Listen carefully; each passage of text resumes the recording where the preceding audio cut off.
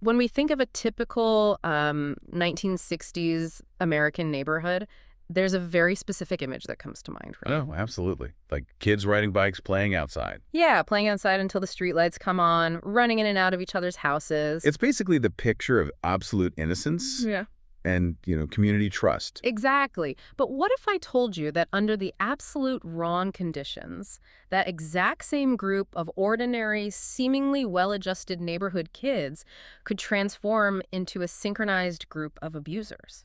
It's a terrifying thought. It really is. So welcome to the deep dive. If you are a learner, someone who really wants to understand the hidden, sometimes really uncomfortable mechanics of human behavior, you are in exactly the right place today. Okay, let's unpack this. Let's start by grounding ourselves in the facts of the Likens case, just so we can understand the ecosystem we're analyzing here. That's a good place to start. So in the summer of 1965, the parents of Sylvia Likens, who were carnival workers, they needed to travel the circuit for work. Right.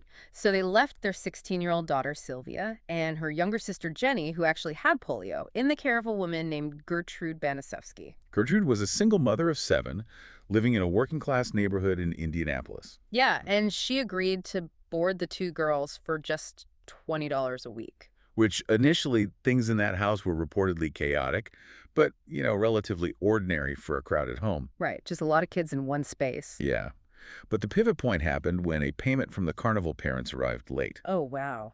That's when Gertrude began systematically abusing Sylvia. And it's a crucial detail that she almost exclusively targeted Sylvia, not Jenny. She just singled her out. She did. She isolated one specific target to basically bear the brunt of the entire household's frustrations. And the abuse escalated over weeks into fatal torture, ending in Sylvia's death in October of that year. I mean, when police finally intervened and found her body, the coroner documented over 150 separate wounds. It's just staggering. Burns, cuts, severe malnourishment, and the words, "I'm a prostitute and proud of it," had actually been carved into her abdomen. Yeah. It honestly defies belief. It really does. But, as horrifying as Gertrude's actions were, the true psychological anomaly of this case is that Gertrude didn't act alone. Right. Her own children, including 17-year-old Paula and 12-year-old John, actively participated. And so did a rotation of neighborhood kids, right? Yeah, boys like Coy Hubbard and Richard Hobbs would just casually come over to the house after school to watch or even actively join in on the torture. The societal reaction to this must have been just utter disbelief. Complete disbelief. Addie Bumpo, who was an attorney and former reporter who covered the case at the time, he noted that people frequently compared the events in that house to the novel Lord of the Flies. Oh, interesting. Yeah, it became the dominant cultural shorthand for the case. This idea of youth descending into primal savagery the second the guardrails of civilization are removed. Wait, I have to push back on that specific comparison.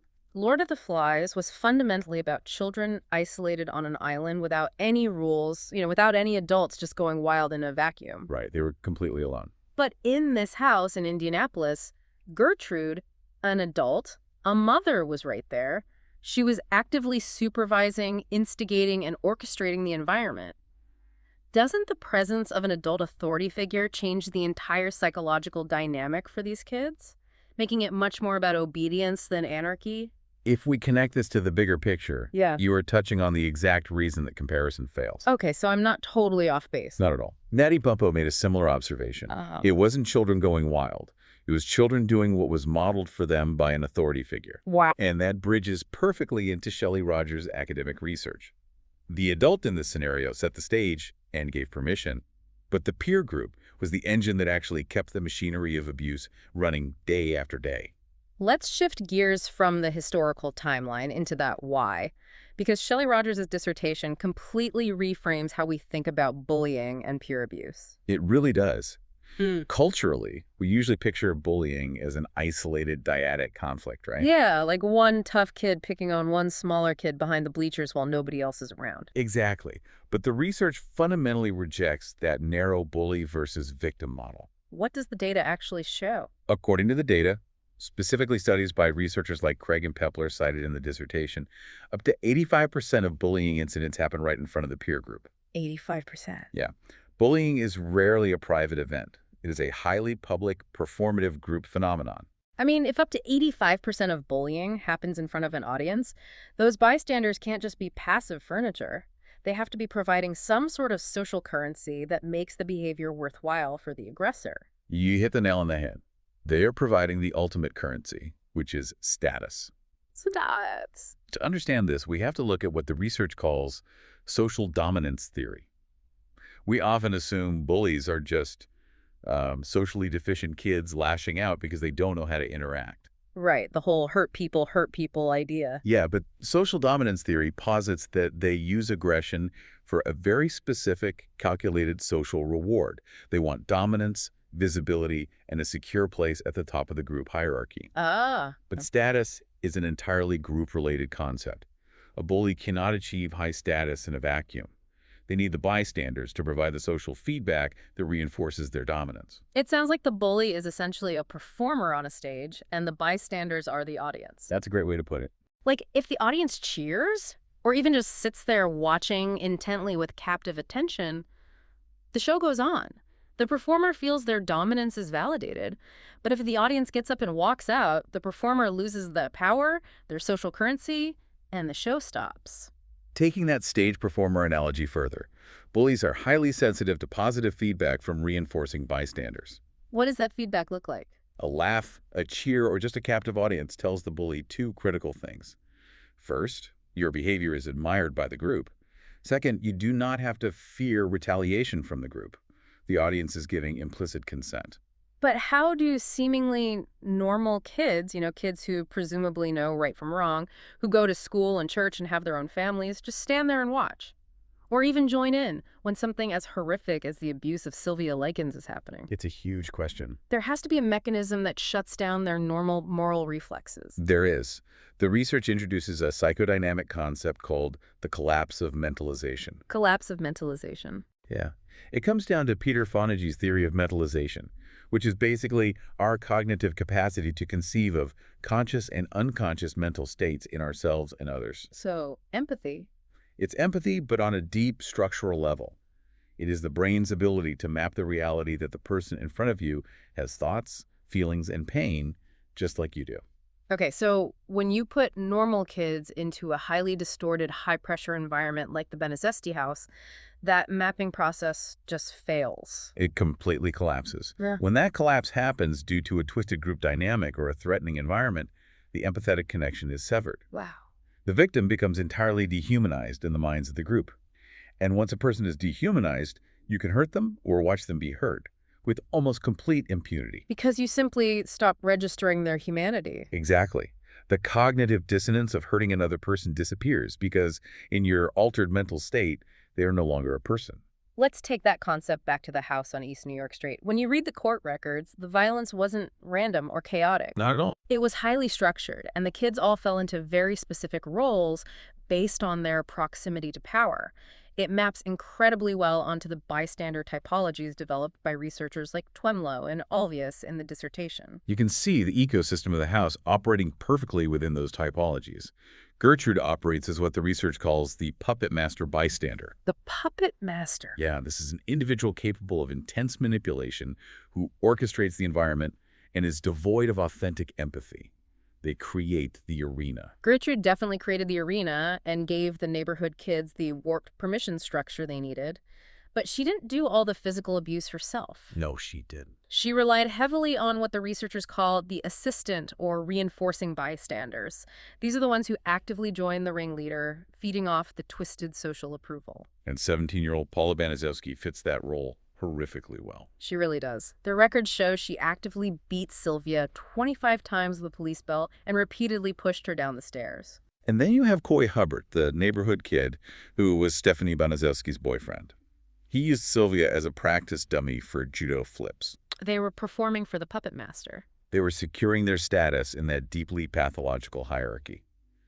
Then you have the followers or henchmen. Who fits into that category? These individuals might not initiate the violence, but they carry out acts when directed, often to avoid becoming targets themselves.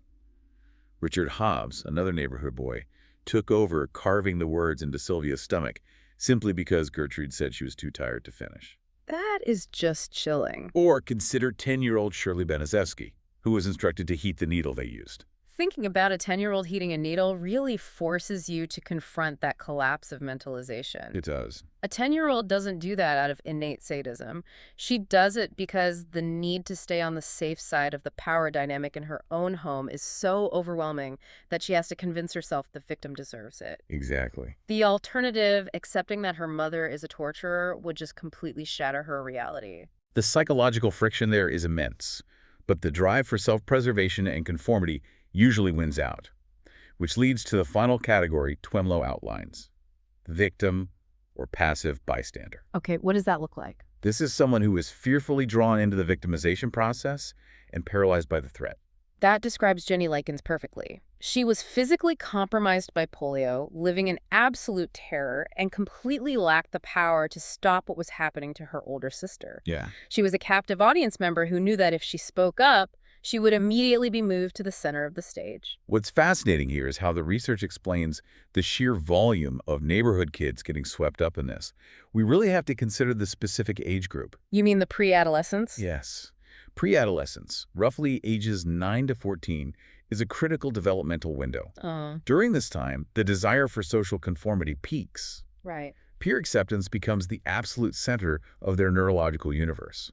The fear of social exclusion is so intense that it can override their internal moral compass. So a 12-year-old like John Beneseski or the local boys dropping by after school are entering this house, seeing this warped social hierarchy, and their pre-adolescent brains are just screaming that they must conform to the norms of this specific room or be cast out. The need to belong to the group literally outcompetes their individual sense of morality. The collapse of mentalization isn't just an individual failure, it happens collectively. They provide the social currency for each other. But the research must also account for people outside that immediate pressure cooker, right? What about the older sister, Diana Likens? What about her?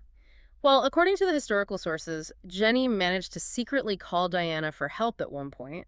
But Diana initially ignored the call because she assumed the girls were just grumbling about strict house rules. Does the research account for bystanders who were physically removed but failed to act out of sheer disbelief? It does, actually.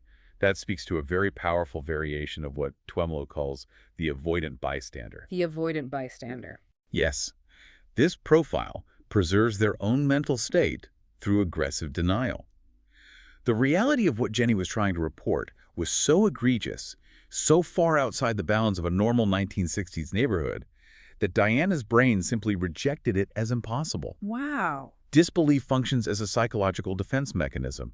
It is much easier for the brain to rationalize a desperate plea for help as just teenage grumbling than to process the terrifying reality that a neighborhood mother is running a torture chamber. We look away because looking at the truth requires an action we aren't prepared to take. Exactly. Let's move to the trial and the aftermath, because the way this story ends for the perpetrators forces us to really reevaluate how the justice system and society at large understand group violence. When you look at the consequences these kids actually faced, it is staggering. The legal system at the time simply didn't have the framework to prosecute a systemic group failure of this magnitude, so the sentences were astonishingly light. How light? John Beneseski, who actively participated in the torture, served just 2 years. 2 years. Yeah.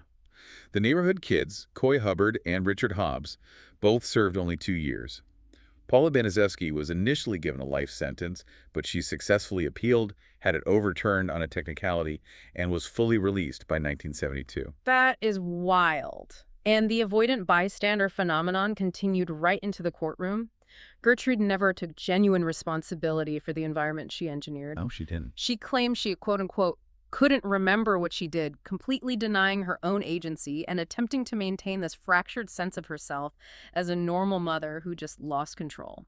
Denying personal responsibility is the absolute hallmark of the avoidant profile. But, from a sociological perspective, the most jarring detail is how these perpetrators assimilated back into society after serving such minimal time. Here's where it gets really interesting. Look at Paula and Stephanie's eventual career choices. Both sisters changed their names and went on to have long careers in education. In education. Yes. Paula lived under the name Paula Pace in Iowa and worked as a teacher's aide in a high school for well over a decade until her identity was discovered and she was fired in 2012. Stephanie reportedly became a school teacher in Florida. I mean, how does someone who participated in the ultimate form of fatal peer abuse go on to become an authority figure in a school environment? the exact ecosystem where bullying thrives. It feels like a staggering, dark irony. But from a psychological standpoint, it tracks with social dominance theory. Really? Yeah. Individuals who engage in dominance-based bullying behaviors often seek out environments where hierarchies are rigidly defined and where they can safely hold a position of undisputed authority. Schools are inherently hierarchical structures. That makes a chilling sort of sense. To truly understand the mindset of the Baniszewski children as they grew up, we should look at John Baniszewski's later reflections. Right. John eventually became a lay minister. He did. Years later, he gave a quote to a reporter that strips away all the legal and sociological jargon. He admitted his role in Sylvia's death, and he said, "I took a kind of delight in it. What I really wanted was love, but I took the attention instead." That quote is the skeleton key to this entire psychological discussion. It brings Shelley Rogers' dissertation completely full circle. How so? Pre-adolescents have a fundamental, driving need for connection, validation, and status. When positive, pro-social avenues to achieve that status, like being loved unconditionally by a parent, being respected for a talent, or being a good friend, aren't available or aren't modeled for them, they will use whatever crude tools they have to secure a place in the hierarchy. I wanted love, but I took the attention instead. Because he couldn't get authentic connection in that house, he settled for the dark validation of being part of the dominant, abusive group. Exactly. He couldn't get love from the puppet master, so he settled for the cheers of the audience. Aggression became his only reliable currency for visibility. And because the bystanders, his siblings, the neighborhood kids, and his mother reinforced that currency, the cycle just escalated until it resulted in murder. It is a devastating picture of how fragile the social contract really is. We started this deep dive with the mission of understanding the hidden architecture of cruelty. The architecture isn't built on supernatural monsters. No, it's not. It's built on group dynamics. It's built on the very human need for status, the terror of social exclusion, and the deadly implicit permission granted by a silent audience. Bullying is never just a two-person event. It is a systemic issue. Is a community failure. The bystander is never truly neutral. Every single time you witness peer victimization, whether you cheer or laugh or simply walk away and choose to say nothing, you are providing social currency to the aggressor. You're feeding the engine. You are feeding data into that social dominance loop. But the research in the dissertation also highlights a profoundly hopeful counter-statistic. Yes, it does. If the audience has the power to validate the behavior, they inherently hold the power to dismantle it. Studies by O'Connell and colleagues show that when peers actually intervene, when they step up and object, they are successful in stopping the bullying 75% of the time. A 75% success rate is massive. It really is. It reveals that the single most effective anti-bullying intervention isn't necessarily a top-down punishment from an adult authority figure. It is the peer group refusing to provide the benefit component. Right. It is the audience deciding to actively walk out and revoke the bully's social status. When you recognize your role in the group dynamic, you realize you have the power to break the cycle. So what does this all mean for you listening right now? We've spent this time looking back at a physical house in Indianapolis in 1965. We've mapped out how a physical room full of kids can undergo a collapse of mentalization and become complicit in an unthinkable tragedy. But we don't live in 1965 anymore. We live in an entirely different architecture. Today, the house isn't confined to a basement on East New York Street. The house is the entire internet. Wow. In a world of cyberbullying, the audience isn't just a handful of local kids dropping by after school. The audience is a massive global stadium. It is anonymous, it is endless, and it operates 24 hours a day. The scale is just terrifying. And the collapse of mentalization is dangerously easy when the victim isn't sitting in front of you, but is just a flattened two-dimensional username on a glowing screen. The stage is infinitely larger, and the speed at which that social currency is exchanged through likes, retweets, and comments is basically instantaneous. The final thought we want to leave you with to mull over is this. In this massive digital stadium, what kind of bystander are you? When you are scrolling through your feed and you see a destructive pile-on happening, when you see the digital equivalent of a mob forming to dehumanize someone, what is your role? Are you the silent audience member providing the currency that keeps the show alive? Or are you the one who walks out, refuses to participate, and cuts the power? Because as we've learned today, the architecture of cruelty only stands if we all agree to hold up the walls. Thanks for joining us on this deep dive.